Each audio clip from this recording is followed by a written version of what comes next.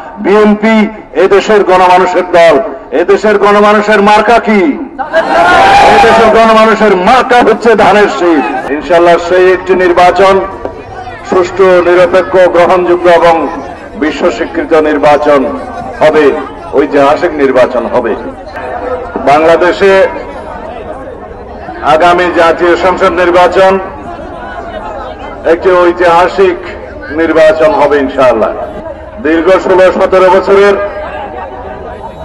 স্বৈরাচার বিরোধী, ফ্যাসিবাদ বিরোধী গণতান্ত্রিক আন্দোলনের মধ্য দিয়ে, গণ অভ্যুত্থানের মধ্য দিয়ে, শত সহস্র শহীদের আত্মত্যাগ, রক্তদানের মধ্য দিয়ে বাংলাদেশে এই গণতন্ত্রের বিজয় হয়েছে।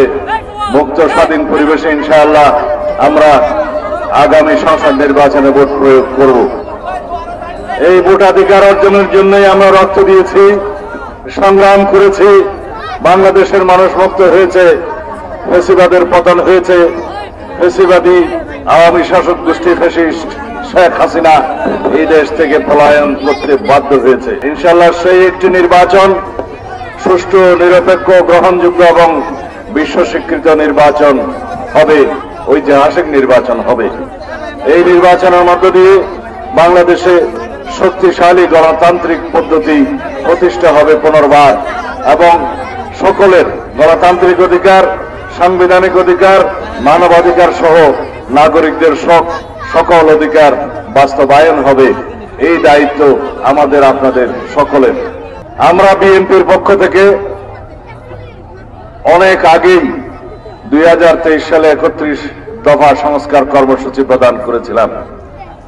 এই দেশে গণতান্ত্রিক সংস্কারের মধ্য দিয়ে, রাষ্ট্র কাঠামো মেরামতের মধ্য দিয়ে, সংবিধানের গণতান্ত্রিক সংস্কারের মধ্য দিয়ে একটি শক্তিশালী, জনপ্রত্যাশিত গণতান্ত্রিক রাষ্ট্র বিনির্মাণের শপথ আমরা নিয়েছিলাম। সেটার সময় এসেছে। আমাদের সকল সংস্কারের মূল উদ্দেশ্য এদেশের মানুষের অর্থনৈতিক মুক্তি, এদেশের সমৃদ্ধি, এদেশের সকল মানুষের যেন গণতান্ত্রিক সকল অধিকার সংরক্ষিত হয়, সেটাই হচ্ছে আমাদের 31 দফার মূল উদ্দেশ্য।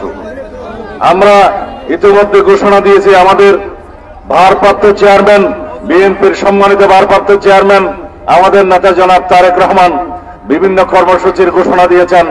তার মধ্যে একটি হচ্ছে আমরা সকল কৃষকের জন্য একটি কৃষি কার্ড প্রদান করব ইনশাআল্লাহ। সেই কার্ড যার হাতে থাকবে, সেই কার্ডের মধ্য দিয়ে তারা কৃষি ঋণ পাবে, তাদের কৃষির সমস্ত উপকরণ, সার, বীজ সহ সকল উপকরণ ন্যায্য মূল্যে তারা পাবে।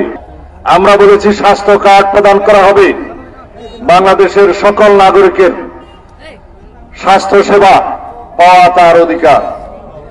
সুতরাং সকল নাগরিকের চিকিৎসা, স্বাস্থ্য সেবা নিশ্চিত করার জন্য আমরা স্বাস্থ্য কার্ড প্রদানের ব্যবস্থা করব ইনশাআল্লাহ। এই স্বাস্থ্য কার্ড যার হাতে থাকবে, প্রাথমিক চিকিৎসা থেকে শুরু করে প্রয়োজনীয় সকল চিকিৎসা সে পাবে।